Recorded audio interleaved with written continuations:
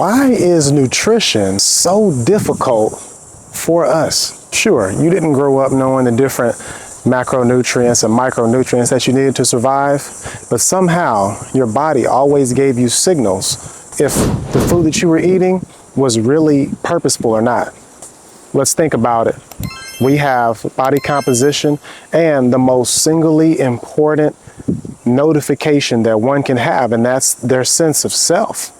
You know your body more than anyone in this world. And so when you have signs of how your food is being digested, how your body utilizes the fuel, and how your body feels after certain fuels, when you have these signs, nutrition isn't really the complicating animal that we perceive it to be. And that's one of my questions for today is, why is nutrition so difficult? We have so many options of food. And so the funny part about it is we have an abundance of food. We have an abundance of everything. We're not deficient in macronutrients like protein, carbs, or fat. We are deficient in micronutrients. Example, calcium and iron. That's very funny because we're supposed to get our nutrients from our macronutrients. So I wanted to do a quick search and figure out.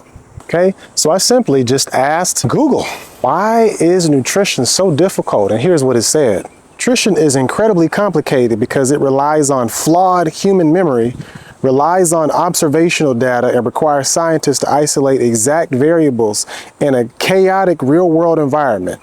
Additionally, human biology varies widely based on genetics, gut microbiomes, and dietary advice, which is often distorted by clickbait media and profit-driven industries. So we can get into that really deeply. There's a lot that goes into it, but I don't want nutrition to be this word that people fear. I don't want it to be so difficult to make the healthy choice.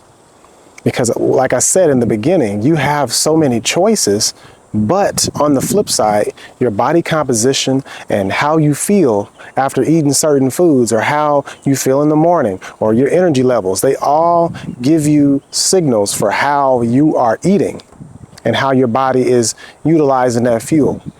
Example, do you want to eat fast food all the time? Probably not.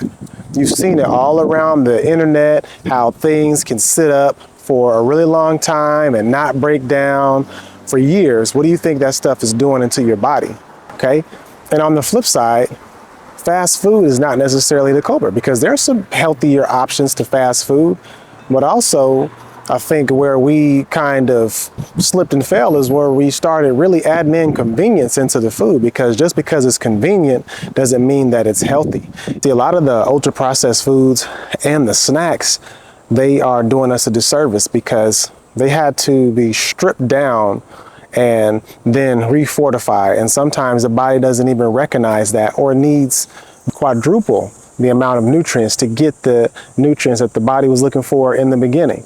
So how do you know when your body needs a certain type of nutrients? Well, here's the funny part is everybody's different, but we all experience some of the same things, and that is cravings. Cravings could potentially be when the body's trying really hard to get the nutrients.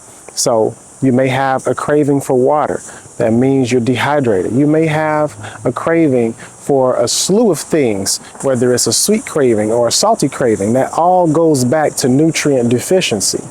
And again, it gets you back to that thought process of, okay, if I'm eating all this food, how am I still deficient? That's the funny part, because nutrition is what you eat to nourish your body, to fuel your body. The same thing with diet. So if you're not getting a variety of things, then chances are you're missing out on something, because you're dialing in to one thing and having lots of one thing, but you're not getting the other thing. So I think the best thing that we can do is get variety. That's one of the best things that we can do, is get variety and understand this food chain, the food cycle of our food. All of our nutrients starts with the earth. That's where you used to start. Okay? Eating plant matter is going to be super beneficial for you.